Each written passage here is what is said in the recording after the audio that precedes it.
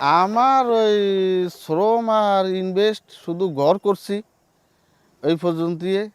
আর এখন মুরগিতে যেমন ভুসি, আনুষ্ঠানিক কারেন্ট বিল বা লেবার খরচ যাই হয়, এইটা আমি প্রফিটটা এই যে বেচ তুলি, বেচ থেকে আমি পাওয়া যাই সব কিছু দিয়ে আমার এক বেজে 30,000, 35,000, 40,000 টাকা খরচ থাকে। এটা দিয়ে আমি নিজে একটু স্বাধীনভাবে চলতে পারি, ফ্যামিলি চলতে পারে।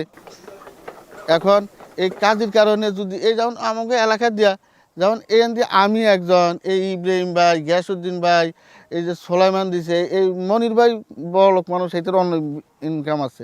কিন্তু আমরা যারা আছি, কিন্তু আমাকে তো কোনো ইনকাম করার সোর্স ছিল না। এখন তো পকেটে হাত দিলেও সবসময় টাকা পাওয়া যায়। আর নাহলে বিশেষ করে আমাকে তো যে কজন ব্যাঙ্কে অ্যাকাউন্ট আমরা জীবনেও করতাম না, এবং অ্যাকাউন্টে আমরা টাকাও রাখতাম না। এখন তো আমাকে ব্যাঙ্কে অ্যাকাউন্ট আছে, ব্যাঙ্কে অ্যাকাউন্টে এখনও টাকাও থাকে, এবং কেউ কাছে ধার চাইলেও টাকা দিব, কারণ তো মুরগি উঠলে ভালো আছে, টাকা দেওয়া দিব, লেনদেন কোনো ইয়ে হবে না। কাজীওয়ালারা আমাদের সাথে যখন করছে তখনই বলছে যে আপনাদেরকে আমরা বিশ্বাস করছি, লক্ষ লক্ষ টাকার খাবার দিছি, বাচ্চা দিছি, সব কিছু দিছি। এই বাবদ আপনার কাছ থেকে আমরা বাড়ির দলিলও নিনি, এবং আপনাদেরকে আমরা কোনো বান্যও রাখিনি। আপনাকে বিশ্বাস করে দিছি, আপনারা বিশ্বাস সততার উপর থাকবেন, আমরাও আপনাদের সাথে সততাতে কাজ করবো। আমরা সততা করতেছি, তারও আমাদের সততার মূল্যায়ন করতেছে। এখন আমারে বিশ্বাস করে দিছে, যদি আমি যদি ঠিকমতো পরিচর্যা না করি বা না করি, এটার জন্য তো আর কাজের দোষ নেই, এটার জন্য আমার নিজের জন্য আমি নিজে দোষ হবো। কিন্তু তারপরে তো আমাকে এইখান দিয়ে চোখে দেখা একটা খামারও আজ পর্যন্ত 4 বছর বন্ধ হয়নি। বরঞ্চ একটা খামারে যদি খামারি এই মাসে দেখা যায় মুরগিটা অসুস্থ হয়েছে, ভাই হয়েছে, এটা অফিসারে ম্যানেজারে সবাই মিলে যে কেন এটা বন্ধ সমস্যা হয়েছে, আগামীতে তারা ভালো করে আরও সাপোর্ট দিচ্ছে।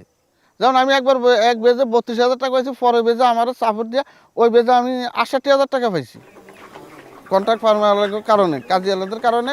এখন আমাদের বিশেষ করে ভোলা জেলা মাংস যেটার অভাব, এই অভাবটা এখন আমাদের ভোলাতে নাই। আমি যখন সর্বপ্রথম কাজের সাথে করি, তখন কাজী যারা টেকনিক্যাল সাপোর্টার আছে, ওরা বলছে ভাই আমার সব হয়েছে, ওরা কোনো সমস্যা নাই, পেঁপে পাতার রস খাবান, এটা ঠিক হয়ে যাইব।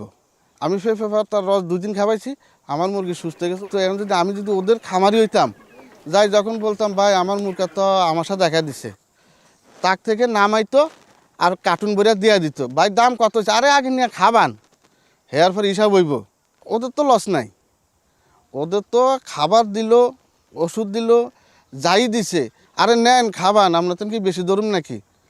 এখন কিছু কইতেও পারছে না, যে ওর কাছে দাদু নালার মতো বাঁধা ফুরে গেছে।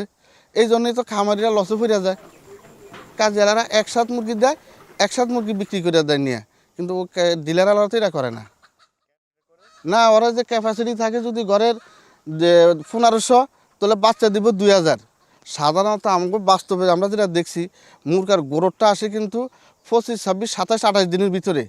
ওরা ওই 21, 22 দিন গেলেই 1 কেজি বা 1 কেজি 200-300 হইলে ওই মুরগিগুলা বাসা ধরে, আস্তে আস্তে বাচ্চা নিয়ে যায়, আর আস্তে আস্তে মুরগি বড় হয়, ওইগুলা বাচ্চা নিয়ে যায়। তো আমার মুরগি গরু চাইতে আসে না, তখন এই জন্য খামারিরা আরও বড় ধরা খায়, কিন্তু লাভবান তারা হয়। এখন তো কন্ট্রাক্ট ফার্মের যেটা হয়, এটা ভিডের মাধ্যমে, টেন্ডারের মাধ্যমে সারা বাংলাদেশের সাথে সমঝোতা করে এটা বিক্রি করা হয়।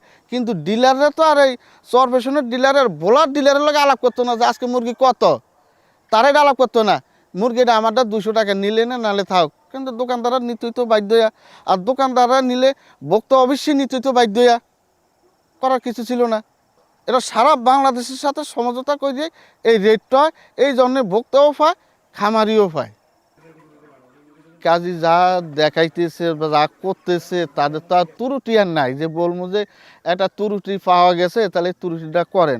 যেমন আমার মুরগি কালকে একটু ঠান্ডার অনুভব হয়েছে আমার কাছে, যে আজকে 4 বছর পরে এটা রোগটা কেমন অনুভব হইতেছে। আমি এই মুশফিক বাইরে ফোন দিছি সন্ধ্যার সময়, যে ভাই আমার মুরগি এই সমস্যা।